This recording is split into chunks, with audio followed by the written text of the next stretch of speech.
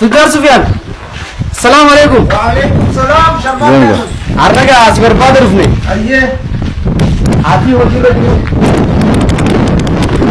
لو قصة نجاني خيارة نجا جرتها وجيلك كم في سيدي أو أدت الرئيسي وقت نسبتي إداتي يرو إداتي أسمعلو مبارك ورا برا خبر يدو أكم والله برا بوفات وجينو كم بريدو بر akkasumatti si daawwachuudhaaf dhufne gara guddaa bar mau daawwattoonni keenya hedduun beektaa ammaree kun tanaan himuu tureefi Tujjaar Sufiyaan morma isaa keessatti eela baafachuu mee eela sana agarsiifnu abbaa hotta belletiya naamni fakkis bareedaadha akkuma keenya akka ijoolleen daa'imni illee itti kufne taatu sirri qulqullinni isaa akka gaariitti eegamu ayyee dhugaatiif isa mijaa'utti qulqullina isaa eeguudhaaf hulaa tana namni dura akka ganta kanaatti eela dalagame keessa namni dura eela hulaa isaatti dalagee bifa kanaan qopheessin jiru. Maal wanni kun hundi tokko if eegumsa daa'imman nagummaa isaanii eeguu fi qulqullina fayyaa namaa bishaan dhugaatii qulqulluu ta'uu. Kana hundaafuu eelli naamusa jiruu namaatii fi daa'immaniitiif waan ta'eef qulqullina isaa hulaan kun cufamee taa'uu qaba waan jiru irratti hulaan kun itti tole jechuudha. Eelli kuni mitira didami saddeet irratti dura bishaan argame mitira didami saddeet irratti argame soddoma hogguu mitira lama keessa kadhuun bishaan guddaan qiyaasa hin qabne sadarkaan isaa guddaadhaatti bahee rabbiif galannaa ga'u gaa dhufuqitti bishaan kun bulkeessatti oomishna manneen akkuma ati galtu kanatti itti ijaarraa jireenya gandaatii fi sammaas dhugaatiidhaafis waraabbii eegantu dhugaatiidhaaf waraabbatu qulqullina qaba jechuudha. Tole ayyee cufu baqamu ayyee tole keessa isaa baatirii isin itti ibsee silaa garee gaarii ture lakkiin mul'ata waan rakkoon gargaa waan ajaa'iba eeyyeen.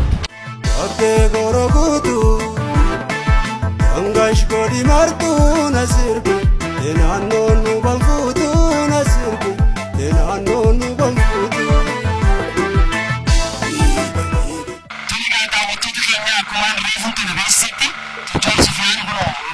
mana isaa dhufnee jirra. Eelee sikkoo fuuldura deebi'anitti eelee suugarsiisee jira. Tujjoon keenya egaa har'aan tana dubbii ati jaallattuun siif ni dhufe. Obboleessa keenya Kanadaatti kan argamu garuu jireenyi isaa jiru galamsoo kan ture.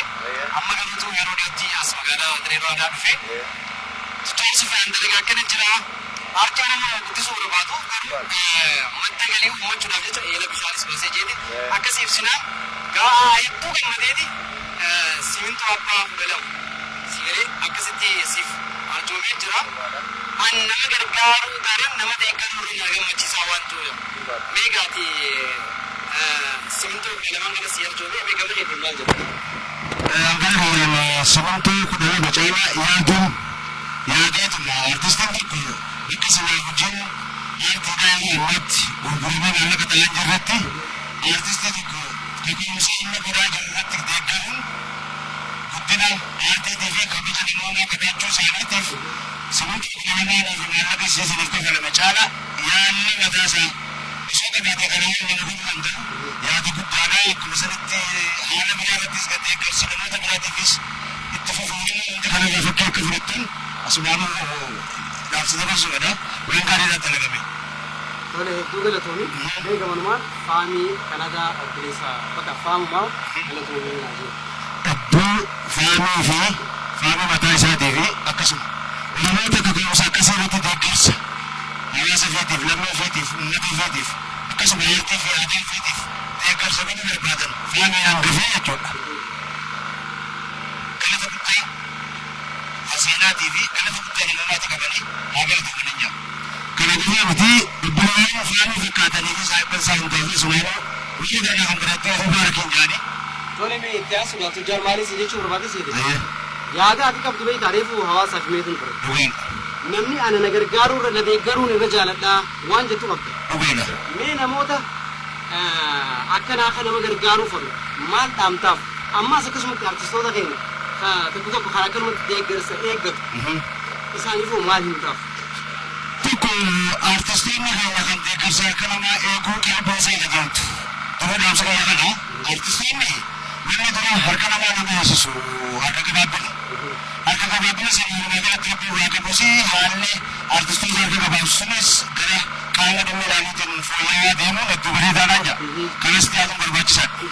Artistoonni immoo harka namaa eeguu caalaa hanga dandeettii isaatti tattaaffii mataa ofii godhee sanatti deeggarsa osoo hin ta'in gargaarsa jechuun nama umriidhaan achi siqe rakkataa hedduu kan gargaaramu anis gargaaruu mala sana hanga dandeettii kiyya warra sanaanis gargaaruu danda'a rakkataaf keessa jiruu fi nama umriin achi siqe walumaa galatti mana gargaaru jiraachuun hanga dandeettiitti kanaaf deeggarsa kaka'umsa hojiidhaatiif artistoonni godhuu fi akkuma biraatti hawaasni bal'aanuu godhu irratti deeggarsa barbaachisaadha. Isaan ammoo ta'anii deeggarsa eegalsuun gara kaka'umsa ofiitti horsiisanii isteeppii isaanii dabarsinaa jirtu irratti deeggarsa eeggatan cimaatii waa guddisaa waliin guddachaa deemaa jechuu fedhati. Tole tujjaar keenya galatoomsiin jechaadha. Meegaa akkuma ammaan kana agarreetti eelaas qotattee jirta. Iddoo bulkeetatti oomishu deemee laallajeetiin dhufe bulkeeta immoo nagarree bakka biraatiin hoogganne. Bakki bulkeetaa mooraa kanatti ammatti deemaan beeksisan keessa iddoo bulkeetaa san dhahineetu achitti waan hojjetamaa jiru hojii qabatama tattaaffii amma afaanii namtu hojiidhaan maalitti akka jiru hojimaanuu walumaanuu laalla.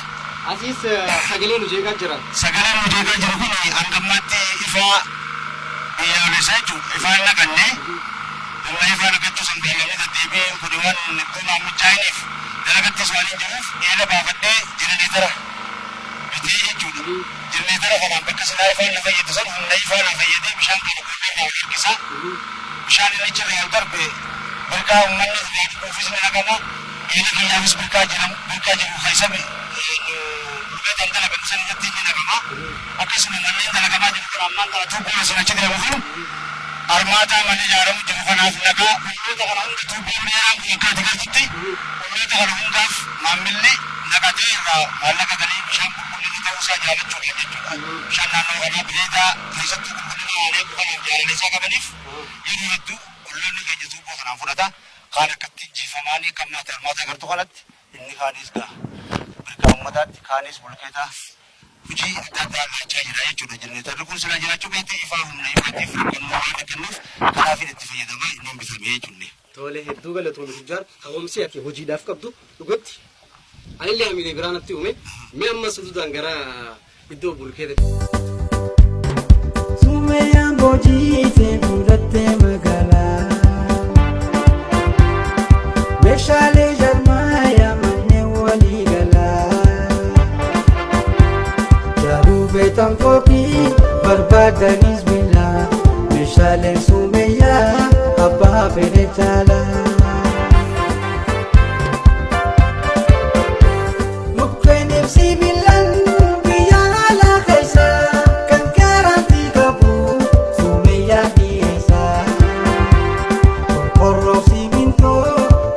Fimis bana sumeya nabita unda pirajira terkumasi kazi sumeya jalala kaname shangke kapa vede jala teson veda sapia tulala Nuti biyya jaarra malee biyyan diinu kanneen hojii konistirakshinii irratti bobbaatan martinuu namoonni manaa fi ta'ee gamoo jaaruu barbaadu. Meeshaa barbaadan maraa'u gatii madaalawaa ta'e sumeeyyaa meeshaa walii gala jaarmee manneen irraa argachuu ni dandeessa. Teessoon teenya magaalaa Dirree Dhawaa Saaphiyaan gamoo Sa'idoo DDC fuulleedhatti argamu. Sumeeyyaa meeshaa walii gala jaarmee